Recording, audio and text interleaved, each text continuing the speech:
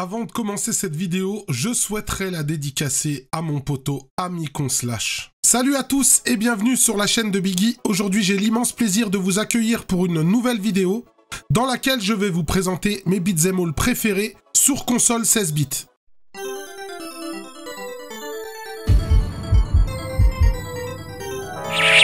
Hadouken!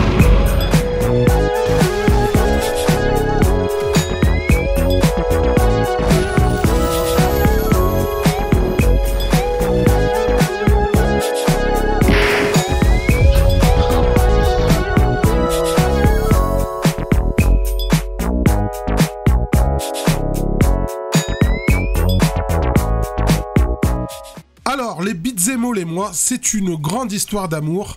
C'est un genre que j'affectionne tout particulièrement. C'est peut-être, après les jeux de versus, mon genre préféré. Je vais le préférer par exemple au shoot'em up. Je vais le préférer également aux jeux de plateforme. C'est vraiment un de mes genres de prédilection. Et depuis que j'ai eu mes premières consoles, ça a toujours été un genre que j'ai prisé énormément. Lorsque j'ai eu ma première console personnelle qui était la Master System, un des premiers jeux que je me suis offert sur cette console, c'était Double Dragon, qui était un beat'em all, et c'est un jeu que j'aimais énormément pratiquer avec mon frère.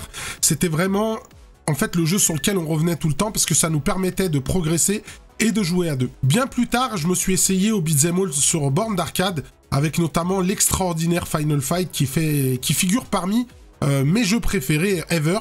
Quand les consoles 16 bits sont arrivées, donc ça a été un gap technologique qui nous a permis de s'essayer à ce genre de manière bien plus rapprochée du rendu de ce qu'on avait sur les bornes d'arcade.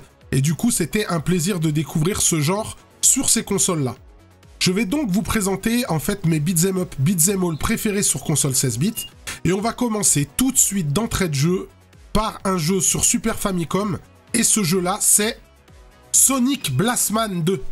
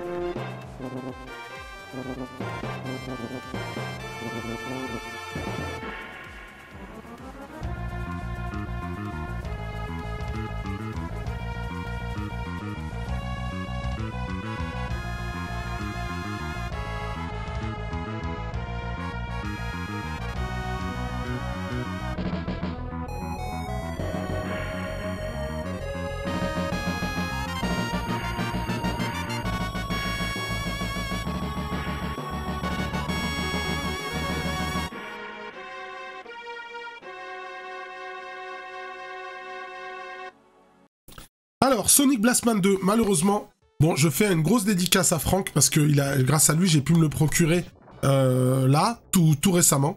Et donc, pour recontextualiser donc, cette licence, Sonic Blastman, c'est une licence Taito, donc qui était à la base un jeu d'arcade, qui était un jeu de coups de poing, donc un jeu de punching ball, dans lequel il fallait frapper dans un punching ball et frapper le plus fort possible. Donc Sonic Blastman, c'est un super-héros en fait, hein. C'est le super-héros de Taito, et donc il va donc devoir sauver les gens dans son histoire. Et donc le jeu d'arcade, vous aviez donc différents tâches à accomplir en tapant sur la machine à coups de poing. Et donc, le premier stage, c'était un voyou dans la rue qui agressait une femme, et il fallait le coucher en 3 essais, donc en 3 coups de poing. Et selon l'intensité que vous mettiez dans le coup de poing, ça faisait plus ou moins des dégâts à votre ennemi. On voyait on va dire la pression, le coup en kilos, combien ça tapait sur le personnage, pour voir à combien on frappait. Et plus on avançait dans le jeu, plus on allait se confronter à des ennemis plus difficiles. Et donc après, on devait arrêter un train lancé à pleine vitesse. Et comme c'est un super-héros, ben on va dire que ses victimes étaient attachées sur les rails de train, et il fallait stopper le train à pleine vitesse, pareil en 3 coups. Et après, il y avait le niveau hard, où il y avait une météorite qui venait s'écraser carrément sur la Terre. Et comme on l'a dans One Punch Man, il fallait la stopper à la force de ses poings, et là, c'était juste insane. C'était presque impossible à faire. Moi, je m'en souviens encore, il y avait des mecs de mon quartier qui mettaient carrément des coups de pied dans le punching ball pour essayer de gagner le jeu. Le jeu était pas facile. Et donc après, cette licence, elle a eu sa première itération en jeu vidéo console, qui était Sonic Blastman sur Super Nintendo, qui était un beat'em all. Par contre, pour le coup, c'était un beat'em all qui se jouait que à 1. Et donc en fait on avançait. Techniquement il était beau, mais par contre le jeu était assez raté puisque le personnage était très lent. Il n'y avait pas de moyen d'accélérer. Il y avait très peu de coups, la move list était vraiment très réduite. Et surtout en fait il se jouait qu'à 1. Donc en fait moi c'est pas un jeu que j'ai particulièrement apprécié. Bon j'y ai joué, ça m'avait plu de retrouver ce personnage. J'avais d'ailleurs été assez surpris de le retrouver de l'arcade sur la version console, comme ça on va dire décliné en beat'em all. Je trouvais l'idée plutôt cool, mais par contre l'essai n'était pas transformé pour moi puisque le jeu se jouait à 1. Et ensuite il y a eu le 2, donc cette suite, Sonic Blastman 2, qui est sorti au Japon et aux États-Unis. Il n'y a pas eu de version PAL de celui-là, contrairement au premier épisode. Et donc, Sonic Blastman 2, en fait, c'est les potards à fond. Donc là, on a 3 personnages, on peut choisir 3 personnages. Là, on va voir, je suis désolé, comme j'ai pas la boîte, je l'ai que en loose. Donc je vous montre, on voit les 3 personnages, et je préfère la version japonaise, parce qu'il y a un truc super cool, vous voyez, il chope ces deux poteaux, comme ça, la fille et le gars avec lui. En mode comme ça, et la pochette US c'est beaucoup moins sympa que celle-ci. Là elle m'a toujours fait rêver cette pochette, parce que je l'avais découvert à l'époque. Et donc Sonic Blastman 2, là vous allez pouvoir donc jouer déjà à 2. Il y aura 3 personnages jouables, c'était quelque chose de nouveau, puisque dans le premier épisode on pouvait jouer qu'avec un seul personnage. Et vous allez pouvoir avoir donc 2 personnages supplémentaires en plus de Sonic Blastman. Donc on va avoir Sonia, donc qui va miser sur la rapidité, c'est la fille en fait du groupe de 3. Et vous allez avoir Captain Choyer, et donc c'est lui un peu le gros bras des 3. Ça va être un peu le Hagar, on va dire, des 3. C'est pas... Bon, c'est un peu réducteur de dire ça, mais en fait c'est un personnage qui va vraiment miser sur la puissance. Vous allez avoir des chops aériennes, vous allez pouvoir faire des combos en chop. Il va vraiment apporter de la variété pour le coup, celui-là. C'est pas un genre, on va dire, de personnage qu'on peut vraiment retrouver dans les autres beat'em all, parce que lui, en plus des chops, il va pouvoir faire des combos aériens. C'est-à-dire que vous allez pouvoir choper votre personnage, le frapper, le balancer dans les airs, et pouvoir le rattraper avec un espèce de Shoryu qu'il a. Donc c'est un personnage qui est assez lent, mais vous allez pouvoir faire des coups, en fait, qu'on ne retrouve pas sur les 2 autres personnages. Et du coup, ça va lui apporter pas mal de variété. Il y a une chose extraordinaire dans le jeu, déjà, c'est que enfin le jeu est rapide. Déjà, les déplacements des personnages sont beaucoup plus rapides que ce qu'on avait dans le 1.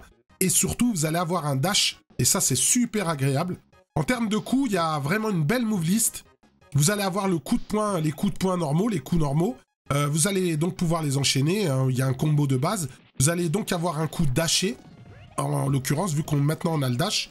Vous allez avoir un bouton de spécial, on va dire. C'est pas une spéciale comme dans les beat'em all habituels qui enlèvent de l'énergie. C'est un coup spécial qu'on va pouvoir sortir comme ça, mais qui va pas liquider, en fait, qui va pas demander une ressource, une barre d'énergie, etc. Donc dès que vous allez appuyer sur le bouton de spécial, vous allez faire un coup spécial avec une espèce de lueur sur le point, et vous allez pouvoir le décliner avec les dashs. Donc quand vous allez dasher, vous allez faire ce coup, ça va faire un coup encore différent, qui va normalement déclencher un combo selon le personnage que vous avez. Mais en plus de ça, vous allez pouvoir l'utiliser en shop. Donc dès que vous aurez chopé un personnage, en utilisant ce coup spécial, en fait, ça va déclencher un coup spécial de shop qu'on n'aura pas avec le coup classique. Et vous allez avoir donc un super coup qui va... En fait, il y aura un nombre de super coups que vous aurez. Et ce nombre de super coups pourra se déduire selon le super coup que vous allez faire. Je m'explique, c'est un peu flou.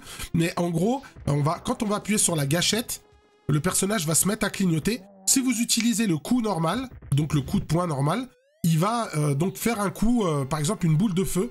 Sonic Blastman va charger son poing comme ça, et il va balancer une boule de feu vers l'avant, et tous les ennemis qui seront devant seront touchés, ça va faire pas mal de dégâts. Et dès lors que vous allez refaire cette gâchette et le bouton spécial, là il va avoir un super coup qui va vous enlever deux valeurs de super, on va dire. On va dire vous avez 5 super, il va vous en enlever 2.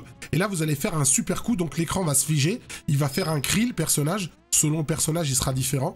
Et il va taper au sol, et on aura comme d'habitude dans Sonic Blastman, le nombre de mégatonnes du coup. Et tous les ennemis à l'écran seront touchés. Donc vous allez avoir le coup que vous allez pouvoir lancer, mais du coup il faudra viser. Et vous ne pourrez pas toucher tout le monde. Et ce coup-là qui va toucher absolument tout le monde, qui sera différent selon les personnages. Donc ça va apporter énormément de variété. Donc on a le bouton de saut bien évidemment. Et voilà, le jeu va être très très varié. Et là, voilà, on va pouvoir faire tous ces coups-là. Et du coup, le jeu est pas trop linéaire par rapport au beat'em all, on va dire, conventionnel et classique. Il va vraiment avoir cette mécanique avec les dashs, etc., qui va le rendre très dynamique. graphiquement, il est vraiment très très beau. C'est un des plus beaux beat'em all de la Super Nintendo, tout simplement. Et même des consoles 16 bits. Hein. On aurait bien aimé voir ça, par exemple, sur Mega Drive ou sur Neo Geo. Et là, pour le coup, franchement, c'est un jeu qui est très beau. Belle palette de couleurs, etc. Le bestiaire est varié, mais malheureusement, bon, il y a toujours des swap colors, hein, comme d'habitude sur les, comment dirais-je, dans les beat'em all. Il y a souvent ces swap colors-là qui sont utilisés. Et donc, voilà, il y a une bonne profondeur de gameplay, une bonne durée de vie. On a toujours des boss à la fin de chaque stage. Il n'y a pas de... Ce que je reprocherais, le petit reproche que j'aurais sur le jeu, c'est qu'on n'a pas de chemin, on va pas pouvoir choisir de chemin comme on a sur les beat'em all modernes par la suite, du moins ceux qui sont arrivés en fin de vie sur les consoles 16 bits. Et là, on n'aura pas ça. Ça va être, on va dire, à peu près le seul point de reproche qu'on pourra lui faire. Mais sinon, il va booster tellement le premier épisode de Sonic Blastman que ça en fait vraiment un jeu extraordinaire. Donc, un de mes beat'em all préférés ever sur console 16 bits, Sonic Blastman 2.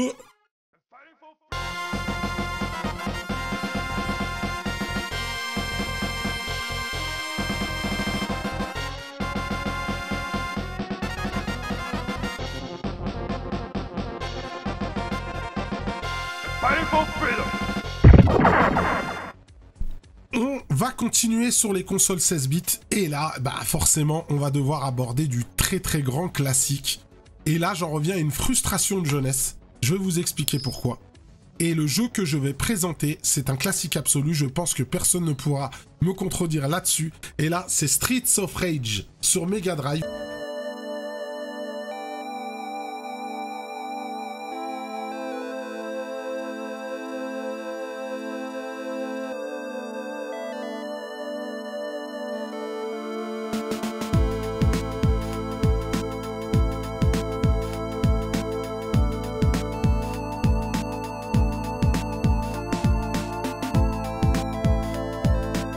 Donc, Streets of Rage sur Mega Drive. Alors, c'est un classique absolu. Je sais que j'enfonce des portes ouvertes. Alors, pour Sonic Blastman, j'ai conscience qu'il y a beaucoup de gens qui ne le connaissent pas, parce que comme il n'est pas sorti dans nos contrées, celui-là, tout le monde, normalement, l'a connu. Streets of Rage, premier du nom. Alors, moi, j'ai une histoire particulière avec ce jeu, parce que, en fait, j'ai eu la Mega Drive, donc en 91. Il faisait pas partie des premiers jeux que j'avais eu, mais je l'ai eu très très vite. Et donc, voilà, j'ai la Mega Drive. J'ai la chance d'avoir Streets of Rage très, très rapidement. Et donc, je l'amène à la maison et on y joue, mais c'était juste la folie avec mon frère. On sortait de Double Dragon Master System à ça. C'était la folie, la BO, elle était extraordinaire. Et je me rappelle de ces ambiances de début de Mega Drive avec ce jeu-là, Revenge of Shinobi. Je me souviens de ces soirées d'hiver vraiment très très particulières, avec une ambiance particulière, et ces musiques électroniques en fait, il y avait tellement le gap sonore qui était avancé quand on passait de la Master System à la Mega Drive, et avec ces compositions extraordinaires de Yuzo Koshiro, et il y a cette ambiance qui est liée vraiment au son, parce que c'est le même compositeur qui a fait les musiques de Revenge of Shinobi, et donc ce jeu était absolument extraordinaire. On a mis quand même pas mal de temps à le terminer avec mon frère, et même mes grands frères y jouaient. Hein. C'était un jeu qui avait beaucoup plu à mes grands frères. Souvent, ils me piquaient la Mega Drive le soir, tard, le week-end, et je la retrouvais pas dans la chambre de mon grand frère le lendemain. Et franchement, le jeu était absolument incroyable. Donc, on va pas raconter ce que c'est que Streets of Rage. Hein. Donc, c'est un beat'em all de Sega. Vous allez pouvoir incarner 3 personnages, un peu comme dans Sonic Blastman. Donc, on va avoir Axel, on va avoir Blaze et on va avoir Adam. Et vous allez, donc chacun va avoir des particularités, ils ont des notes saut, rapidité, force A, B, C, etc. Et on va avoir des variantes. Donc on va avoir Axel qui va être équilibré, peut-être un peu, il va avoir son saut qui va être lent. On va avoir Blaze qui va être très rapide, mais qui va pas être très puissante. Et on va avoir Adam qui va avancer un peu lentement, mais qui va frapper fort et sauter haut. Donc voilà, et on va donc traverser plusieurs stages, les musiques sont extraordinaires. Un jeu incroyable, un jeu qui est devenu, je pense, culte. Et ce qui est fou, c'est que je vais présenter un autre jeu après, mais moi, celui-là, je trouve qu'avec le recul, il est mieux. Parce que, en fait, le jeu est très, très cohérent. Il se tient de bout en bout. Et rien que quand j'entends certaines musiques de ce jeu-là, mais c'est incroyable à quel point je suis transporté dans le passé. Et je me vois vraiment tel que je suis enfant, en train de jouer à ce jeu-là. Et c'est pour ça que j'ai... c'est très très particulier. Ce jeu-là, quand je le lance, j'ai vraiment les poils qui s'hérissent. parce qu'il me rappelle énormément de souvenirs. Et donc après, ben, dans la petite histoire, vous savez, je vous ai déjà raconté mon histoire quand j'ai basculé sur la Super Nintendo. On va dire, j'ai eu la frustration de Final Fight que j'attendais énormément. Et que quand j'ai vu que le jeu était complètement raté, à mon sens, hein, il y a des gens qui l'encensent, mais moi, voilà, on jouait à 1, il manquait un stage, il manquait un personnage, on pouvait pas jouer. Voilà, en fait, tout ce qui était intéressant dans le jeu, ça a été enlevé. Donc, j'étais dégoûté un petit peu quand j'y ai joué. J'ai dit, merde, j'ai laissé Streets of Rage 1 pour ça. Et c'est vrai que, voilà, parce que comme les beat'em all, c'est un de mes genres de prédilection. C'est vrai que ça m'avait fait mal. Et donc, voilà. Et là, c'est un jeu que j'ai voulu me reprendre. Je l'ai depuis pas si longtemps que ça, le 1, parce que je l'avais dans la compile, en fait, avec Mega Games, et après, ben, je le voulais en bon état, et il commence à avoir un petit prix, quand même, le 1. C'est curieux, hein, parce que je me souviens, à l'époque, dans ma jeunesse, on le trouvait dans les bacs, tout le monde l'avait vendu, en fait, parce que tout le monde l'avait connu, et puis il refait, et refait, et donc je l'ai chopé, voilà, il était en bon état, je l'ai pas eu cher, donc voilà, je l'ai repris. Un beat'em all intemporel, un beat'em all extraordinaire. On va pas être sur la move list, hein, on va pas se mentir de Sonic Blastman, mais pour moi ça reste quand même un de mes beat'em all de cœur et un de mes beat'em all préférés. Voilà, c'est un classique absolu et c'est Streets of Rage sur Mega Drive.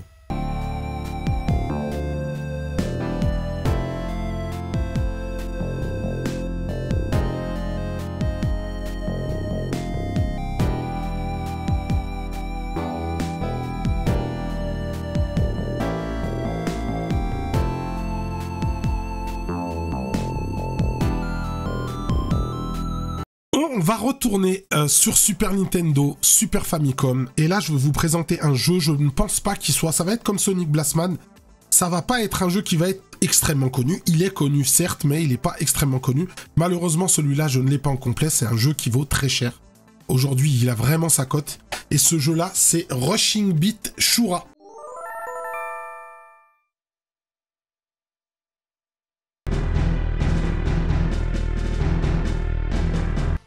Donc Rushing Beat Shura sur Super Famicom, Super Nintendo, c'est la suite de Rushing Beat, aka Rival Turf. Chez nous, il s'appelait Rival Turf. Alors Rival Turf, pour la petite histoire, c'était un petit peu ce qui me faisait, on va dire, accepter le fait que j'avais fait cette migration sur Super Nintendo et que j'avais laissé Streets of Rage 1 derrière moi, parce que, tout simplement, il se jouait à 1, le premier Rival Turf. Bon, c'était un beat'em all extrêmement classique, extrêmement plat, avec un rythme, on va pas se mentir, pas foufou. Mais malgré tout, on pouvait jouer à 2, donc ça lui donnait quand même une plus-value vraiment importante par rapport à Final Fight sur Super Nintendo. Et ensuite, il a eu une première suite qui s'appelle Rushing Beat Ran en japonais, donc Rival Turf 2. Et ensuite, à la fin, donc le 3e épisode qui s'appelle Rushing Beat Shura en japonais, voilà. Et je ne suis pas sûr qu'il soit sorti en PAL, j'ai pas regardé avant de faire l'émission, mais moi je l'ai connu que dans cette version-là.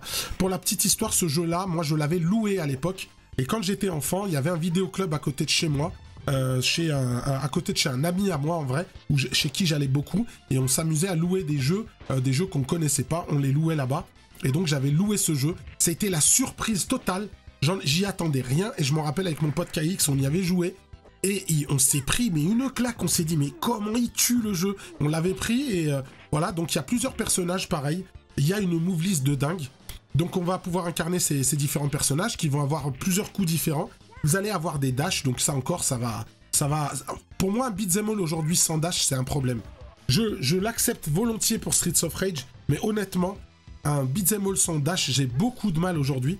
Un dash, alors j'explique pour le profane, parce que j'ai eu quelqu'un qui m'avait demandé ça en commentaire. Le dash, en fait, ça va être la possibilité d'avancer rapidement, d'accélérer avec son personnage. La plupart du temps, ça va être 2 fois avant, ou alors ça va être un bouton parfois, ou alors en maintenant la direction en avant, au bout d'un moment, votre personnage va courir, par exemple dans certains jeux. Et du coup, ben, là déjà, ça va apporter voilà, une flexibilité, on va dire une mobilité qui va être top. Et donc, dans ce jeu-là, vous allez avoir une sacrée move list. Donc on va avoir le coup normal qui va faire des combos. On va pouvoir donc sauter, mettre un coup. En mettant bas, ça va mettre un autre coup. Comme dans d'autres beat'em all. On va avoir un bouton spécial un peu comme dans Sonic Blastman. Donc ce bouton de spécial à ceci près que dans Sonic Blastman, il vous enlève, vous n'avez pas de reward enlevé, c'est-à-dire vous n'avez pas de ressources qui est consommée. Là par contre, ça va vous consommer un petit peu de vie quand vous allez faire ce coup spécial et vous allez pouvoir le décliner de différentes manières, pareil avec le dash, etc. Et ça va faire différentes choses. Mais ça s'arrête pas là. Comme dans Sonic Blastman, on va avoir vraiment une vraie super attaque. Et donc on va voir son personnage qui va s'énerver, ses cheveux vont s'hérisser un peu comme un Super Saiyan. Et vous allez avoir une attaque gigantesque, par exemple avec le héros. Vous allez voir des dragons en fait qui vont sortir avec le feu, etc. Et les gens qui seront, les ennemis qui seront à l'écran vont s'enflammer. Et du coup, voilà, parce que lui, il a la force du dragon, etc. Et selon les personnages, ça va changer. Mais c'est pas terminé. Il y a aussi un coup où votre personnage se met à clignoter. Et vous allez faire des contres, vous allez faire... vos coups vont être beaucoup plus dévastateurs. Ça aussi, c'est un truc qu'il n'y avait pas dans les autres. On va dire c'est un peu comme s'il se mettait en danger, comme dans Fatal Fury, avec la barre qui clignote. C'est un peu le même principe. Mais c'est pas fini. Il y a aussi un bouton de bloc. Donc on va pouvoir bloquer les coups de ses adversaires et pouvoir les contrer derrière. Donc en fait, quand les ennemis vont vous attaquer, vous allez absorber le coup et tout de suite, vous allez pouvoir refrapper. Ce qui va donner vraiment une vraie variété. Celui-là, il a vraiment des embranchements. Et dans chaque stage, par exemple, dans le premier stage, vous allez rentrer dans une usine et vous allez pouvoir aller vers le haut. Si vous allez vers le haut, vous allez affronter le boss direct. Mais sinon, vous allez pouvoir monter dans les étages du bâtiment, ce qui va vraiment rallonger la durée de vie du stage. Et du coup, ça va vraiment apporter de la variété. Et tout au long du jeu, vous allez avoir la possibilité comme ça de voir d'autres chemins, ce qui fait que ça lui donne une bonne replay value. Et voilà, pour moi, c'est un des meilleurs beat'em all de la Super Nintendo. Je le mets dans le top 5. Mais c'est voilà, c'est pour ça que je l'ai mis dans ce classement-là, des meilleurs beat'em all sur console 16 bits. Il est absolument extraordinaire, la BO est mortelle. Les personnages sont peut-être un peu petits par rapport aux autres beat'em all qu'on a, mais voilà, ça reste quand même assez balèze. Hein, pour ceux qui l'essaieront, il est dispo, voilà, vous pouvez y jouer en émulation sur votre Everdrive, pour ceux qui ne connaissent pas ce jeu. Et voilà, c'est vraiment un très très bon beat'em all. D'ailleurs, il est fait par Jaleco, hein, comme le premier Rival Turf. Et voilà, c'est vraiment un jeu que j'aime énormément. Je suis content de l'avoir, même si je ne l'ai pas complet. Je pense que ça va être compliqué. Voilà, je crois que le jeu, il cote dans les 500-600 balles maintenant. Dire que pareil, avant, c'était des jeux qu'on trouvait facilement, bah, comme tout. Mais voilà, c'est vraiment un beat'em all que j'aime énormément. Les personnages sont très différents. Là, pour le coup, chacun va vraiment apporter une grande différence. Moi, j'aime bien le héros, mais il y a aussi un militaire, en fait, un espèce de général qui va être vraiment très fort aussi. Et il y a une vraie grande variété. Il y a les coups pareils, vous allez pouvoir faire des chopes aériennes, vous allez pouvoir faire tout un tas de choses, des super grands sauts avec le dash, etc. Et voilà, ça va apporter une grande variété. Pareil, pas linéaire, on va pas s'ennuyer en jouant à celui-là, il se joue à deux. Donc voilà, c'est un jeu voilà, que moi j'aime énormément, et c'est pour ça qu'il est dans ce classement. Rushing Beat Shura sur Super Nintendo, Super Famicom.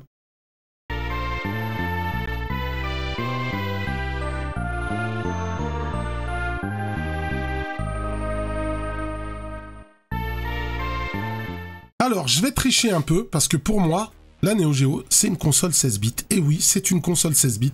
Là, ils disent, ouais, mais en fait, c'est pas vraiment une 16 bits. Pour moi, c'est une console 16 bits. Elle était à l'ère des 16 bits. Donc, je vais vous présenter un jeu sur Neo Geo. Et ce jeu, c'est un beat'em all, bien entendu. Et c'est Sengoku 2.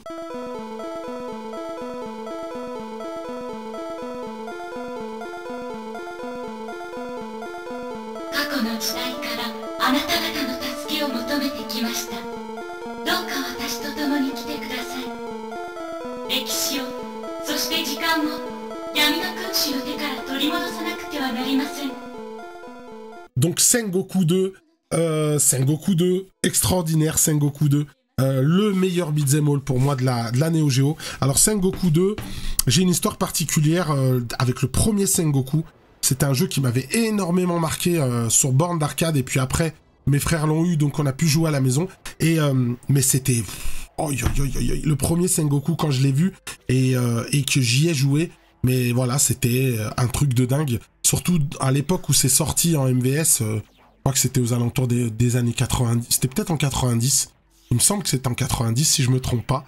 Et oh là là là, quel jeu extraordinaire. Le premier Sengoku, hein, je parle, mais extraordinaire pour un enfant. Maintenant, aujourd'hui, il a vraiment vieilli. Et j'ai un peu plus de mal à y jouer, même si j'ai toujours cette espèce de plaisir coupable quand j'y joue. Je me revois pareil enfant en train d'y jouer. et il a quelque chose de mystique, quelque chose de particulier. Malheureusement qu'on a perdu avec le 3e épisode, et ce 2e épisode, par contre, il est dans la veine du premier. On va avoir cette ambiance de mysticisme, on va avoir des graphismes rehaussés, vraiment très très jolis.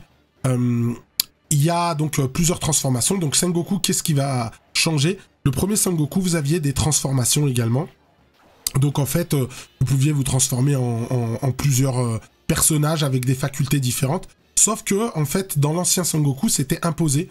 Et en fait, il y avait un timer et au bout d'un moment, on se retransformait dans l'autre transformation. Là, en fait, au fur et à mesure du jeu, vous allez pouvoir switcher entre les transformations comme vous voulez. Et du coup, ça va vous permettre de faire face à certaines situations de la manière que vous voudrez, vous. Vous allez avoir aussi la possibilité, avec votre épée, donc de contrer les coups des ennemis, et ça va apporter quand même plus de variété. Graphiquement, le jeu est magnifique, le 2. Il y a vraiment un vrai rehaussement par rapport au premier, et il a vraiment une ambiance extraordinaire. Sa musique, tous les sons d'ambiance qui entourent le jeu, c'est vraiment incroyable. Donc vous allez, il va se passer n'importe quoi, vous allez monter au ciel, redescendre, vous battre contre des dragons, ça part dans tous les sens. Vous allez voyager dans le temps également dans cet épisode-là. Et voilà, c'est un jeu qui va avoir une ambiance bien particulière. À l'époque, quand le jeu est sorti, il y a beaucoup de gens qui pensaient qu'il était censuré. Donc en fait, le sang, quand on tue les ennemis, il est vert. Et après, il y a eu Atomic qui a fait sa version avec le sang rouge. Et bon, ça va apporter quand même un peu de nouveauté, quelque chose de nouveau. Je l'ai redécouvert un petit peu en y rejouant sur cette version-là. Moi, j'ai pas le jeu original. Parce que pareil, c'est un jeu que j'aime, mais c'est pas un jeu pour lequel je voulais mettre une telle somme. Et surtout que, voilà, maintenant, c'est un jeu qui cote quand même assez cher aussi.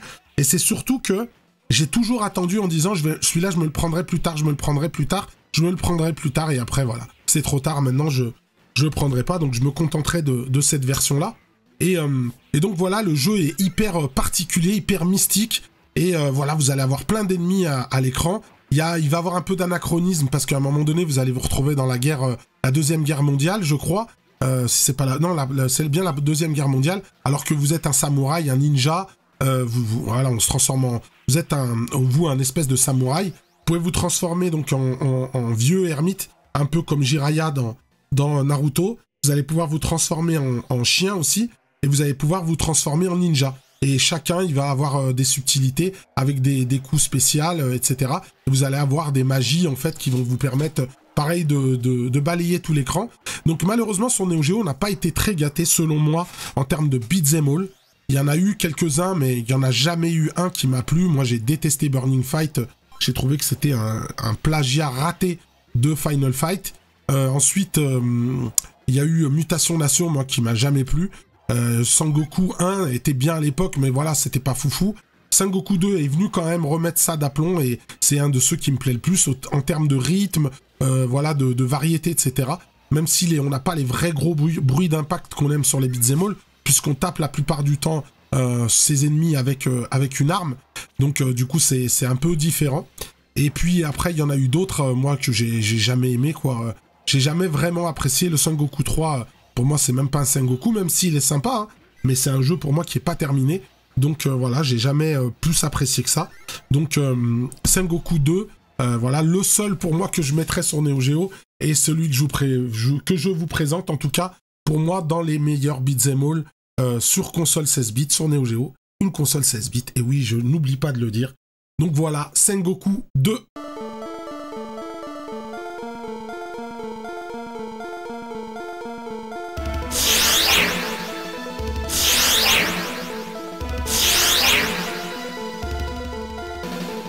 Pour ce prochain jeu, on va retourner chez Sega.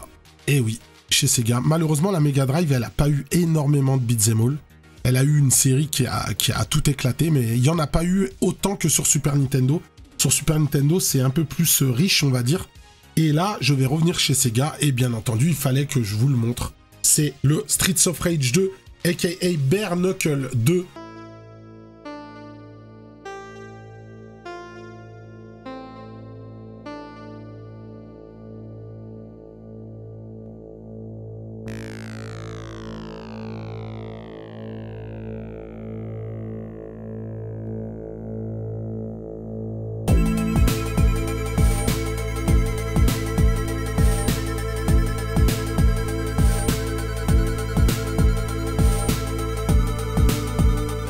donc la suite de Streets of Rage, j'étais obligé d'en parler, j'étais obligé de le mentionner. C'est le dernier jeu du lot, là, dont je vous avais parlé dans ma vidéo sur la Mega Drive. Ce jeu. Je m'en souviendrai vraiment toute ma vie quand je l'ai vu la première fois. C'est un souvenir que j'oublierai jamais parce que je me suis dit à un moment donné, qu'est-ce qui se passe quand on passe du premier Streets of Rage, même si j'aime avec le temps, comme je vous explique, je préfère le 1 parce qu'il est plus cohérent et qu'il se tient de bout en bout.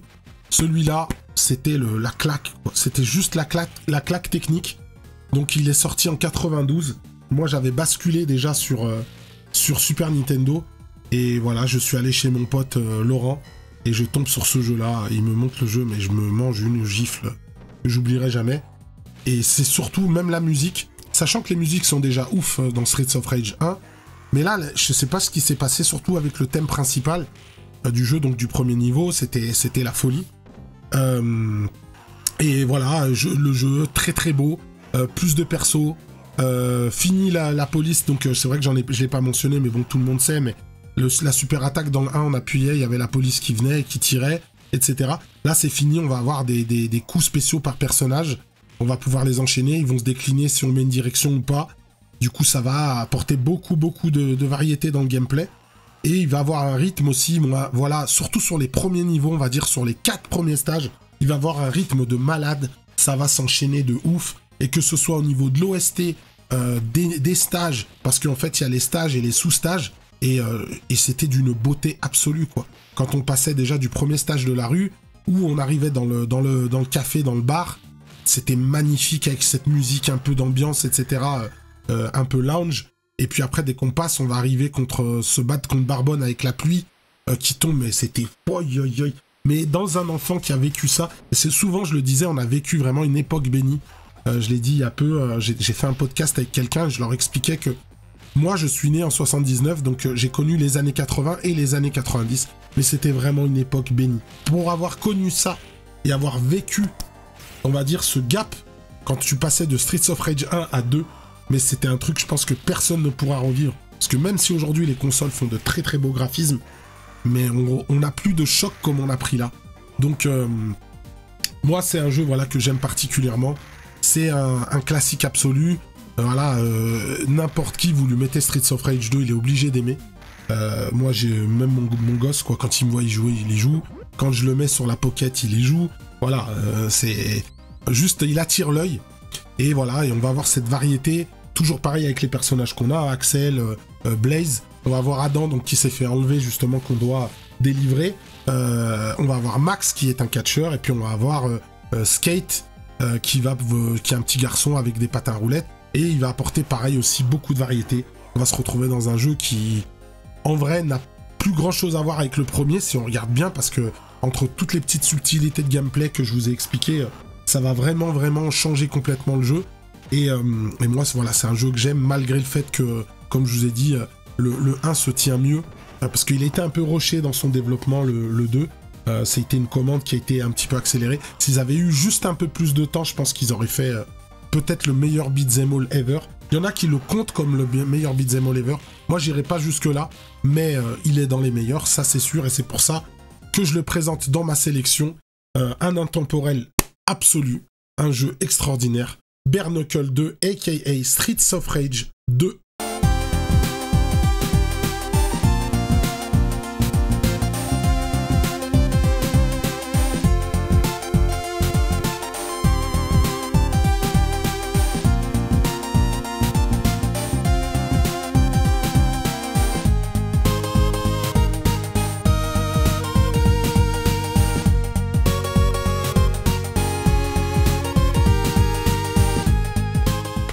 Bon, pour les 2 derniers jeux, je vais vous présenter forcément des jeux sur Super Nintendo. Comme je le disais, sur Super Famicom, Super Nintendo, on a plus de beat'em all de qualité. En fait, il y a tellement la barre haute avec les Streets of Rage sur Mega Drive, mais en termes de variété de qualité, il y en a plus, selon moi, sur Super Nintendo, Super Famicom. Et là, je suis obligé de parler de celui-là, et c'est Final Fight Tough, a.k.a. Final Fight 3.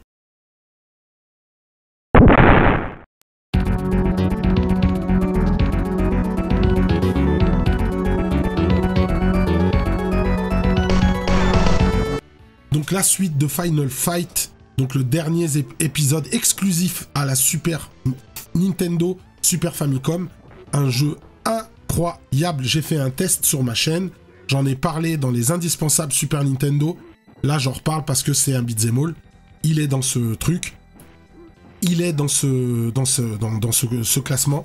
Donc voilà, on va tout le temps donc se retrouver dans Metro City.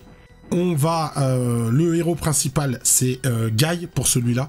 On a toujours Agar qui est là, le maire, qu'on a connu dans le premier épisode de Final Fight. Guy et Agar. En fait, Agar, c'est le seul personnage qu'on retrouve sur tous les Final Fight. Donc Final Fight, il y a eu l'itération arcade, le Final Fight classique, il a été adapté sur Super Nintendo. Je vous ai dit, avec, pour moi, un épisode qui était raté. Ensuite, ils ont essayé de nous mettre une pastille avec le Final Fight Guy. Comme il n'était pas sélectionnable dans le premier, ils l'ont mis, mais du coup, ils ont enlevé Cody.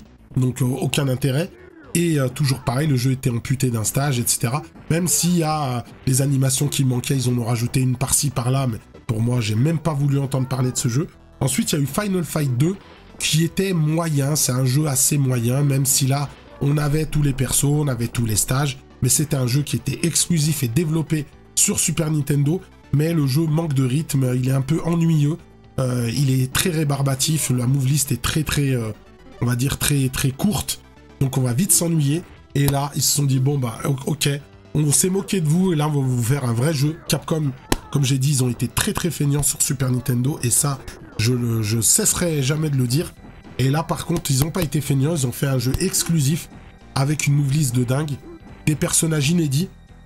Donc, mis à part Agar et Guy qu'on a dedans, on va avoir Lucia et Dean, donc qui vont avoir des coups particuliers à eux, un gameplay bien particulier. On va avoir les coups classiques qu'on a dans Final Fight. Il y a en plus des dashs, donc un Final Fight avec des dashs, ça c'était nouveau. On va avoir un backdash. Il n'y a pas de beat'em all qui fait du backdash. Moi, j'ai pas le souvenir d'avoir vu ça avant.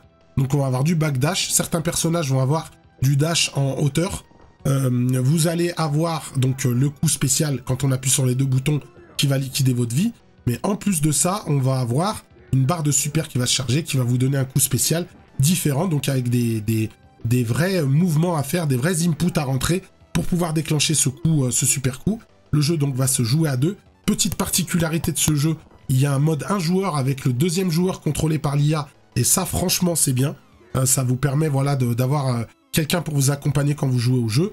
Vous allez avoir des chemins différents selon ce que vous allez faire dans le jeu.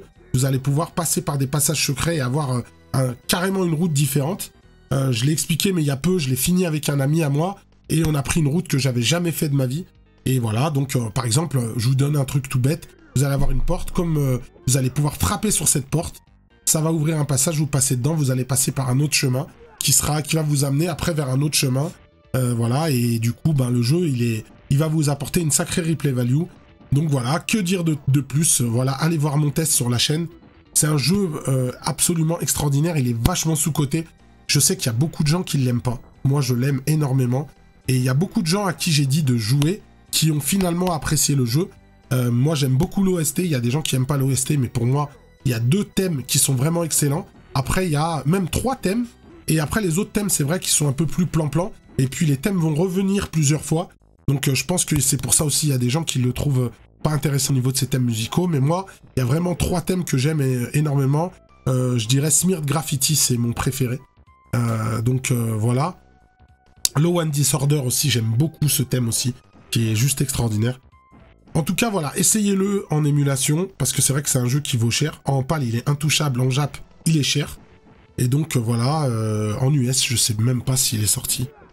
Je pense que oui, mais je l'ai jamais vu passer. Donc, je pourrais pas vous en dire plus. Voilà, Final Fight Tough, a.k.a. Final Fight 3. Un jeu absolument incroyable, un jeu que j'ai découvert assez tard finalement. Mais voilà, que j'aime beaucoup. Final Fight Tough, Final Fight 3.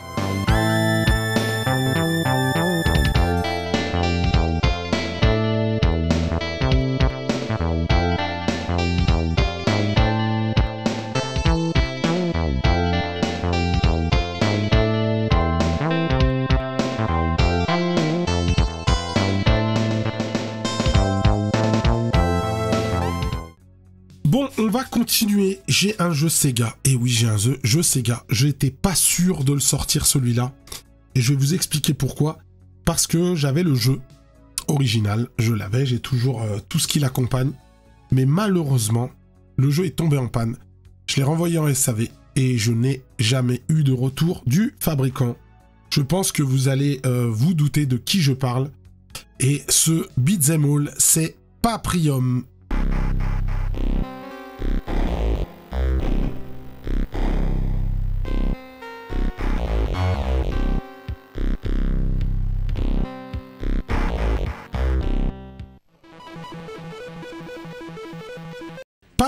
Paprium, un jeu qui a fait couler énormément d'encre.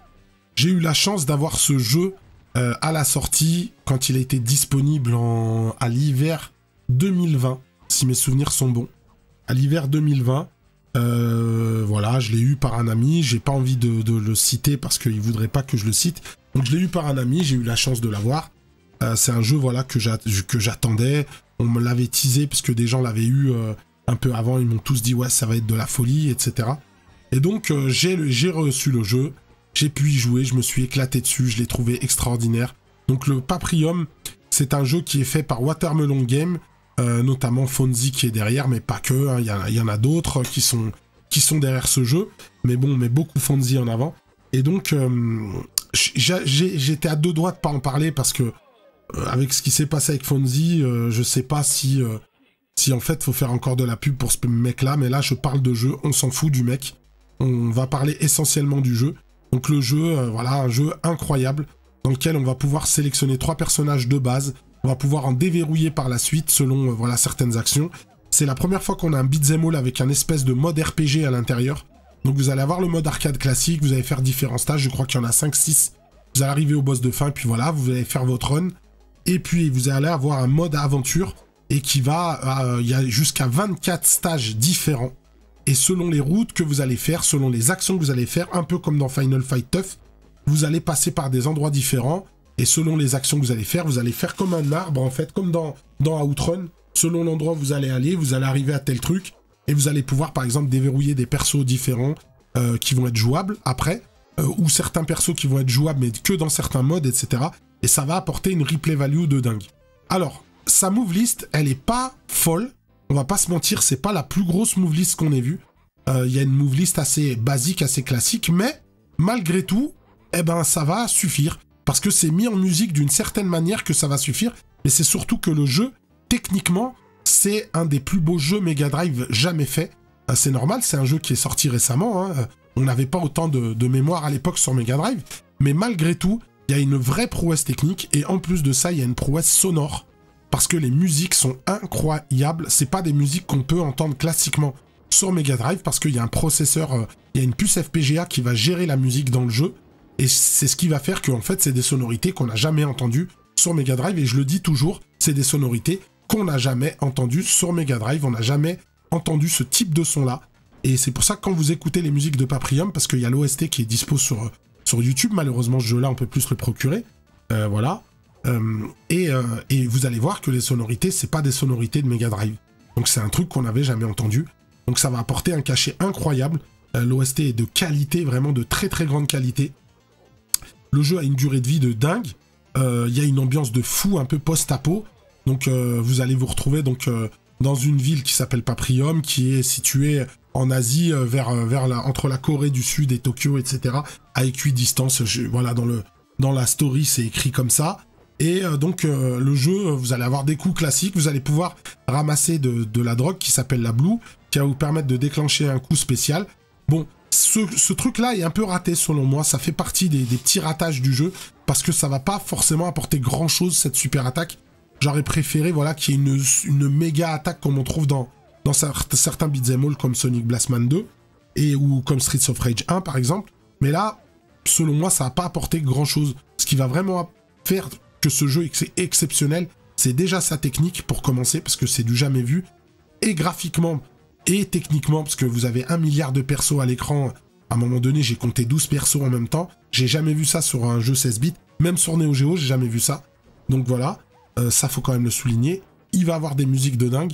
Il va avoir des stages d'une variété incroyable. Et surtout avec des chemins différents à chaque fois. Vous allez pouvoir donc apporter de la variété à chaque fois. La run va être différente tout le temps. Et voilà, et c'est un peu le jeu de l'inattendu. À n'importe quel moment, il y a un truc qui va faire que ça va être complètement inattendu. Donc voilà pourquoi ce jeu est particulier. Il a vraiment une ambiance de dingue, un peu barré selon moi. Il y a des trucs qui sont limites, je l'ai déjà dit. Il y a des trucs qui sont un peu limites. Moi ça m'avait... Je suis pas un mec qui s'offusque, je suis pas prude, etc. Mais des fois, je joue avec mon fils et moi, j'avais la version non censurée. Il y avait 2-3 trucs, c'était un peu chelou. Je pense que ceux qui ont connu le jeu et qui ont joué savent de quoi je parle. Mais voilà, ça reste quand même un excellent jeu. J'aimerais bien y rejouer pour me refaire une nouvelle idée sur ce jeu parce que j'ai envoyé le jeu maintenant, c'était à l'été 2021 que je l'ai envoyé en SAV et j'ai plus de nouvelles. Donc ça fait un petit moment que j'ai pas mis les mains dessus. J'ai toujours la boîte investisseur avec le slip en cuir là, la BD, tout ce qui est, on va dire packaging, c'est toujours là, mais il n'y a pas le jeu. Il me manque que le jeu. Et donc voilà, peut-être qu'un jour je l'aurai, peut-être un jour je l'aurai pas, je sais pas. Mais voilà, je voulais le présenter parce que pour moi, il fait partie des meilleurs beat'em all 16 bits. Il faut quand même le dire. Faut pas, même si on a un grief ou quoi que ce soit, quand c'est bon, il faut le dire. Et là, c'est le cas. C'est un super jeu Paprium, extraordinaire même.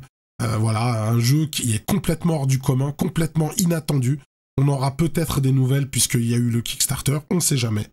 Donc voilà, Paprium sur Mega Drive.